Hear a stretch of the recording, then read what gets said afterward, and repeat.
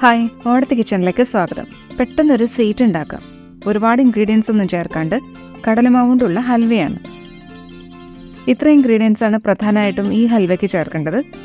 കടലമാവ്, റവ, പഞ്ചസാര, നെയ്യ്. കടലമാവ് 1 കപ്പ് എടുത്തിട്ടുണ്ട്. 2 ടേബിൾ സ്പൂൺ റവ, 1/2 കപ്പ് പഞ്ചസാര, അത്രയും തന്നെ 1/2 കപ്പ് തന്നെ നെയ്യും. ഒരു 15 മിനിറ്റ് കൊണ്ട് തന്നെ തയ്യാറാക്കാൻ പറ്റുന്ന സ്വീറ്റാണ്. പാനിലേക്ക് ആദ്യം കടലമാവ് ഇടാം. 2 ടേബിൾ സ്പൂൺ റവ എടുത്തു വെച്ചതും കൂടി ചേർക്കാം. വറുത്ത റവയാണ്, വറുത്തില്ല എന്ന് വെച്ചാലും പ്രശ്നമില്ല. ഇനി ഇത് ഡ്രൈ റോസ്റ്റ് ചെയ്യാം. ലോ ഫ്ലെയിമിൽ കുറച്ച് നേരം മതി. വല്ലാണ്ട് ചുമന്ന് വരുന്നും വേണ്ട, പച്ചമണ്ണൊന്ന് മാറണം. കുറച്ച് ചൂടായി കഴിഞ്ഞാൽ പാനിൽ സൈഡിൽ പിടിച്ച പൊടിയൊക്കെ ഇങ്ങനെ വിട്ടുവരാൻ തുടങ്ങും. ചെറുതായിട്ടൊന്ന് മൂത്ത് വരണം, കരിഞ്ഞു പോകാനും പാടില്ല. 3-4 മിനിറ്റ് മതിയാവും. ഇനി നെയ്യ് ഒഴിക്കാം. 1/2 കപ്പ് നെയ്യാണ്.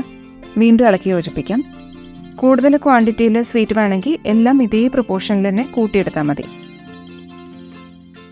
ഇതിലത്തെ റവയൊന്ന് സോക്കായിട്ട് വരും. കടലമാവിലേക്ക് നെയ്യ് മിക്സായിട്ട് കുറച്ച് തിക്കായിട്ടും വരും. ഒരു 3 മിനിറ്റ് ആയിട്ടുണ്ടാവും. ഇപ്പോൾ കടലമാവ് നെയ്യിൽ വേവണ മണം വന്നു തുടങ്ങി. ഇനി 2 ടേബിൾ സ്പൂൺ പാല് ചേർക്കാം. കുറച്ചായിട്ട് പലതവണയായിട്ട് 1 കപ്പ് പാല് വേണം. വേഗം തന്നെ അബ്സോർബ് ആവും. ഇനി 2 ടേബിൾ സ്പൂൺ കൂടി ചേർക്കാം. കട്ടിയായിട്ട് വന്നിട്ടുണ്ട്. ഇനി 1/2 കപ്പ് പഞ്ചസാര ചേർക്കാം. പൊടിക്കൊന്നും വേണ്ട, നല്ലോണം തുടർച്ചയായിട്ട് ഇളക്കണം. ഡ്രൈ ആയതുകൊണ്ട് ഇതിൽ കിടന്നിട്ട് പഞ്ചസാര കുറച്ച് കാരമലൈസ് ആവും.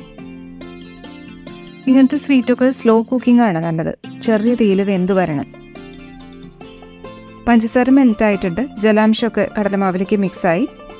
തുടർച്ചയായിട്ട് ഇളക്കണം. 6 ഏലക്കായ പഞ്ചസാരയിൽ പൊടിച്ചു വെച്ചതാണ്, അത് ചേർക്കാം. ഇനി കുറേശ്ശായിട്ട് പാല് ചേർക്കാം. പാലിൽ കുക്കാവണം. അബ്സോർബ് ആവുന്നതിനനുസരിച്ച് പാല് ചേർത്തുകൊണ്ടിരിക്കാം. കാച്ചാത്ത പാല് മതി. കാച്ചി എടുത്തതാണെങ്കിലും പ്രശ്നമില്ല, പക്ഷെ ചൂടൊട്ടും വേണ്ട. കടലമാവ് സോഫ്റ്റായി വരും പാലിൽ വെന്തിട്ട്. പാല് മുഴുവൻ ഒഴിച്ചു കഴിഞ്ഞു. ഈ പാലും കൂടി വറ്റി കഴിഞ്ഞാൽ മുഴുവനും വെന്ത് കിട്ടും. ഇങ്ങനെ റോൾ ചെയ്യുമ്പോൾ പാനിൽ നിന്ന് വിട്ട് മടങ്ങി വരുന്നുണ്ട്. ഇനി 1 ടേബിൾ സ്പൂൺ നെയ്യ് ചൂടാക്കിയിട്ട് അതിലേക്ക് 10-12 ബദാം 2 നുറുക്കിയതാണ്, അത് ചേർക്കാം. മാത്രം തന്നെ കാഷ്യൂ നട്ട്സും എടുക്കാം.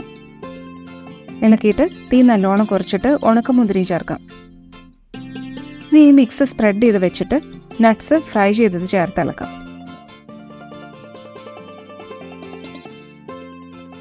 ഇനി ഈ പാനിൽ തന്നെ സെറ്റ് ചെയ്ത് വെക്കാം. ഓഫ് ചെയ്തിട്ടുള്ള ചൂടിൽ തന്നെ ഇരുന്നോട്ടെ.